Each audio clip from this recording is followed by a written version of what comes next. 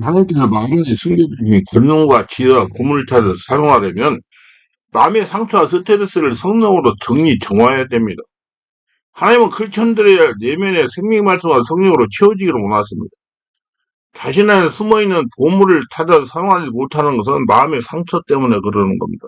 마음 안의 능력과 권위를 활성화하려면 반드시 마음의 상처를 생명 말씀과 성령으로 깊은 차원의 치유를 적극적으로 해야 됩니다. 마음의 상처가 자신의 온몸을 성전상으로 여기는 하나님을 나타나지 못하도록 방해하기 때문입니다.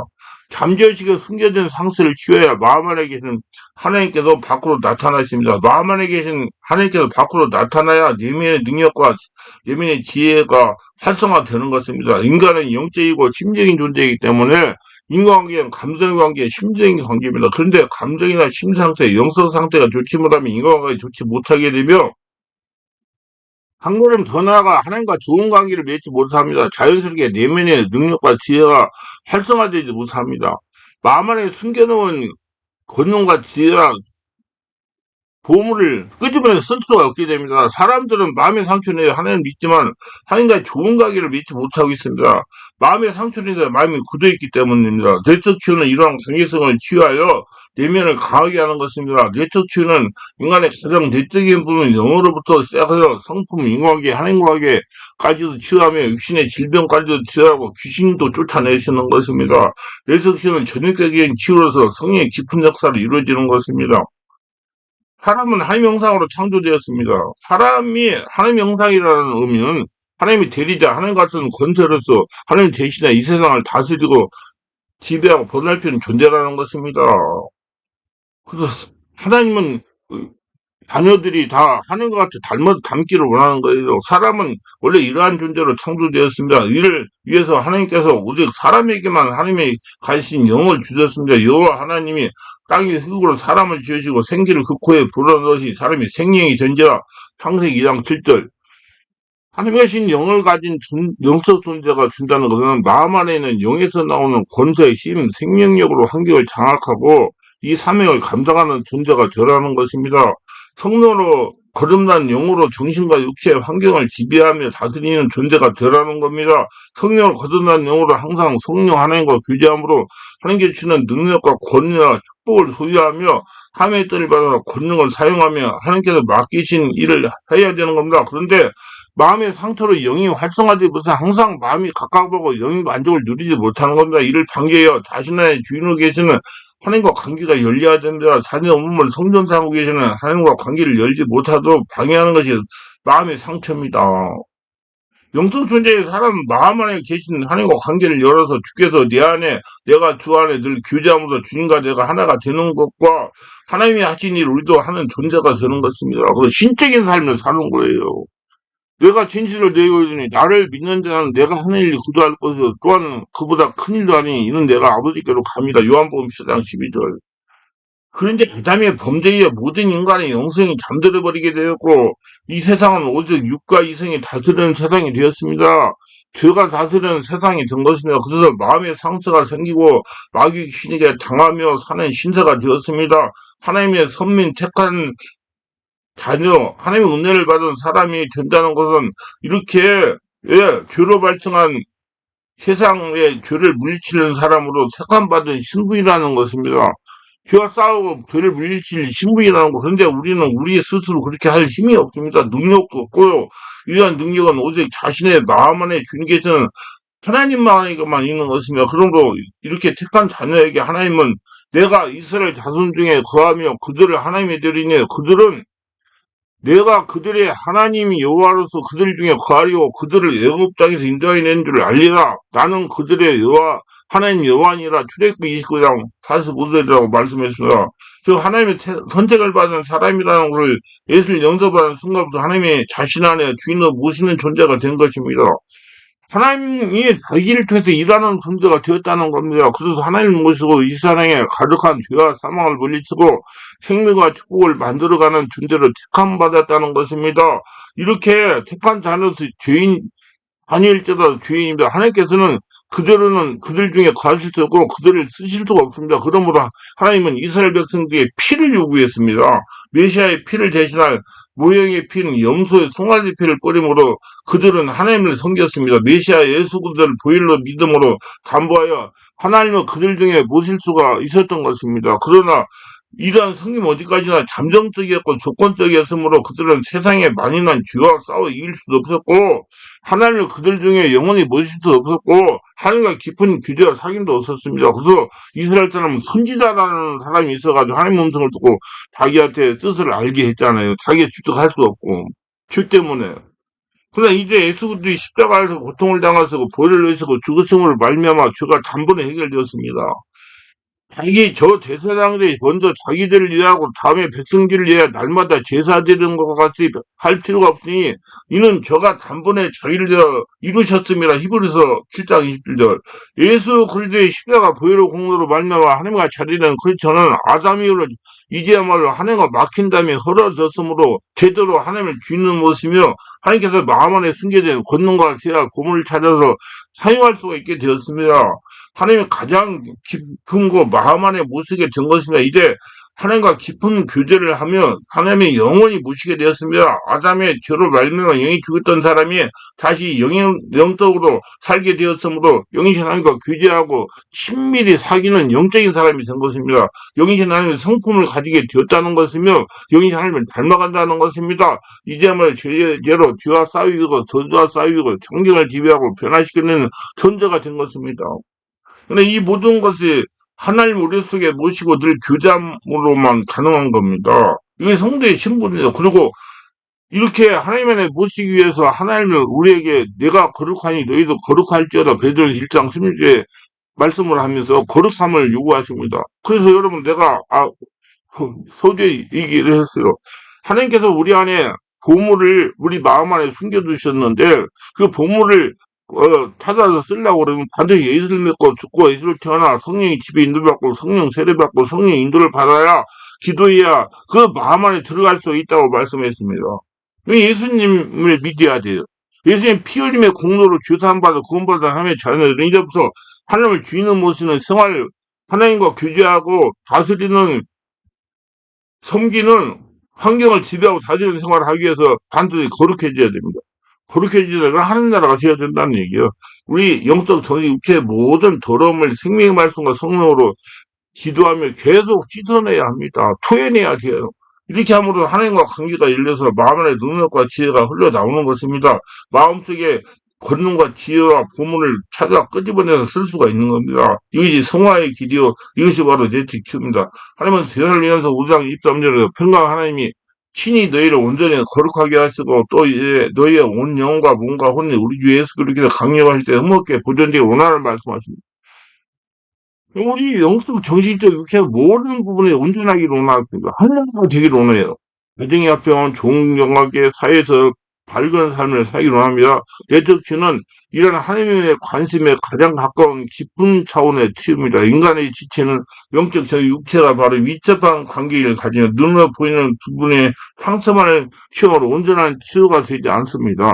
원인이 되는 더 깊은 걸 다른 부분까지 치유해 온전한 치유가 되는 것입니다. 이건 누가 하시냐? 여러분 안에 주인 오신 성령께서 하십니다. 이는 성령만이 하실 수 있는 사역이에요.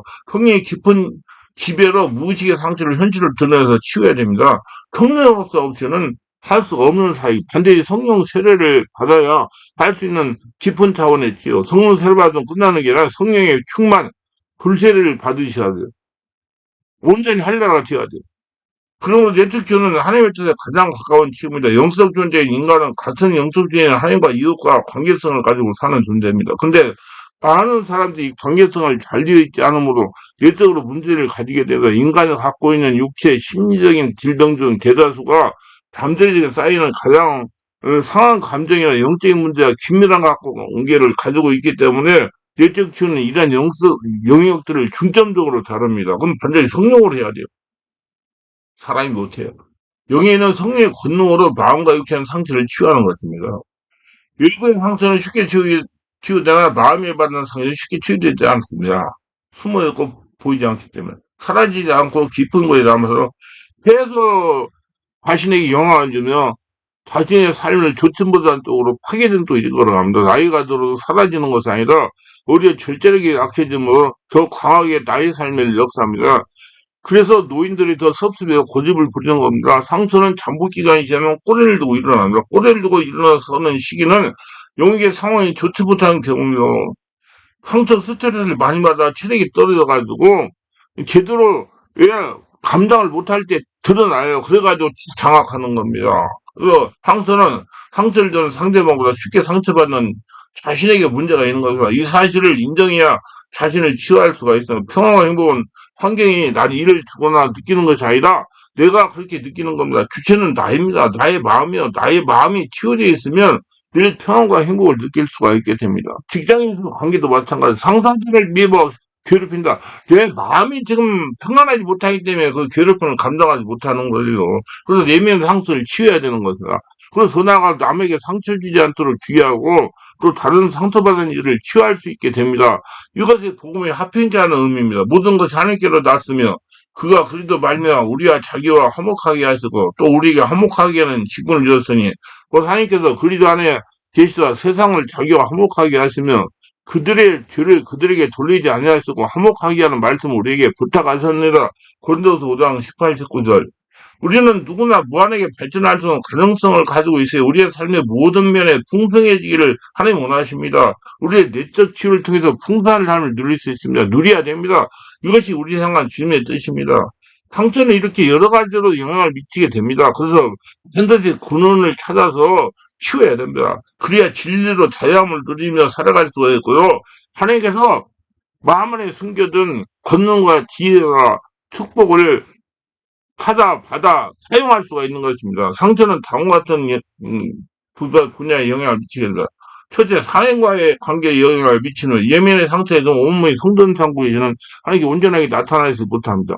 하나님과 관계가 열리지 않으면 예민에 불실한 겁니다. 인간은 대개 경우 아버지로도 상처를 가장 많이 받게 됩니다. 고놈과 고인을 대해서는 가부장적인 아버지를 발며 어릴 적부터 많은 상처를 입고 살며 배웁니다. 스스로 이러한 상처를 지며 자신도 그러한 아버지가 되어갑니다. 이러한 아버지의 개념부터 말미암아 하나님은 아버지에 대한 개념이 왜곡됩니다. 근엄하기만 하고 책망과 형벌을 주관하시는 아버지의 개념이 하나님에 대한 개념이 강하게 반영되고 이 후손에게 대물되어 전달됩니다. 이러한 잘못된 아버지의 개념이 유아기로부터 계속되는 교육으로 말미암아 참 사랑의 하나님 아버지에 대한 개념을 갖지 못하게 합니다.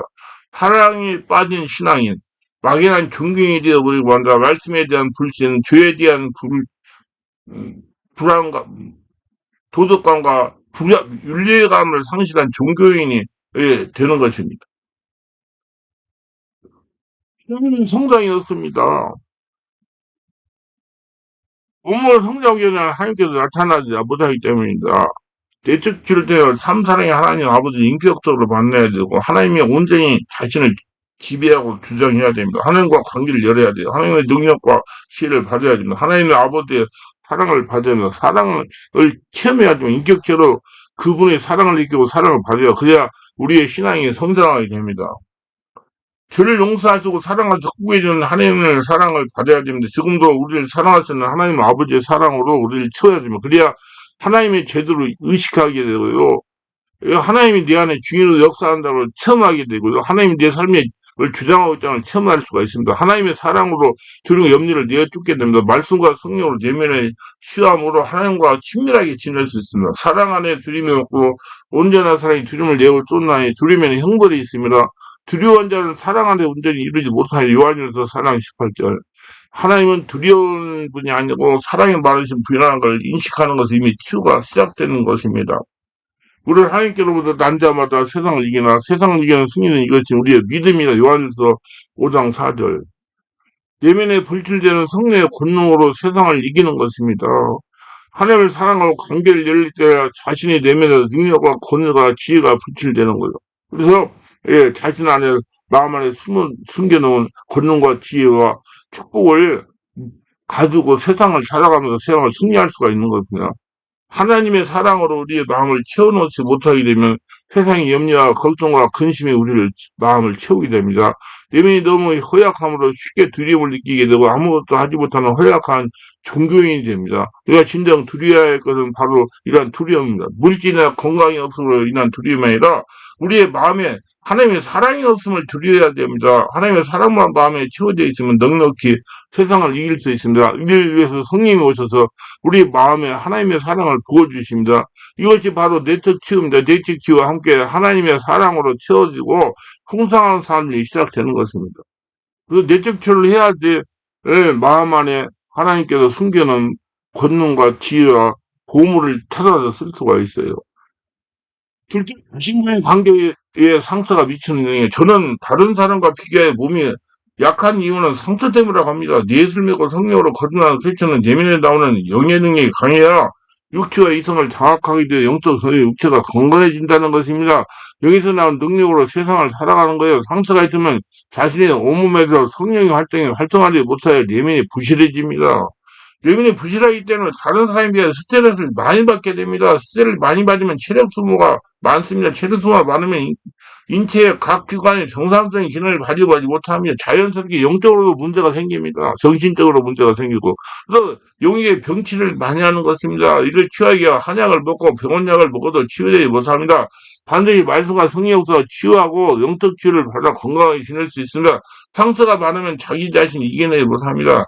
자기 자신을 심하게 비하시키거나 무가치하게 여기게 됩니다. 또한 자신에 대한 거부감, 증오감, 혐오감, 용서 못한 열등감을 가지거나 반대로 극히 자기 사랑, 이기주의, 배타주의를 갖게 되기도 합니다. 심한 우울증이나 의존감을 가지기도 합니다. 이러한 것은 성장기의 상처로 인하여 자기도 모르게 자신의 가치를 잘못 평가한 것입니다. 부모가 어릴 적에 자신을 그렇게 대했기 때문입니다. 예수님 믿는 크리스천은 새로운 아버지, 참 아버지, 한나라에 계신 하나님 아버지를 가지고 있습니다. 그러므로 하나님 아버지에게서 새롭게 자신의 가치에 대해 배워야 됩니다. 마귀 귀신은 어릴 적 부모로서 들은 너는 왜 그렇게 못하느냐, 너는 왜 못난 놈이라는 책망을 자꾸 반복하여 내 마음에 들려줍니다. 삼사ling 하나님 아버지는 우리가 실수하도록 생명보다는 새롭게 나서도 늘 위로와 용기와 격려를 주시는 분이야. 너는 할 수 있다. 한번 다시 해보자고 하시는 분이다. 이런 내면의 소리를 들어야 됩니다. 어릴 적 상처를 기억해서 되풀이되는 사단의 비난의 말이야 내면에서 새롭게 울려나오는 위로하시는 하나님의 소리를 듣게 하는 것이 바로 내적 치유입니다. 기억이나 감정에서 나오는 소리는 육신과 이성과 감정이 나오는 겁니다. 하나님의 말씀은 이보다 더 깊은 마음 안에서 조용히 울려나옵니다.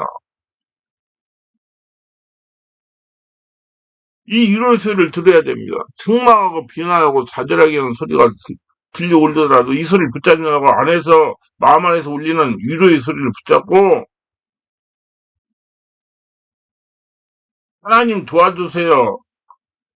하나님 사랑합니다 하고 외치며 나서야 됩니다.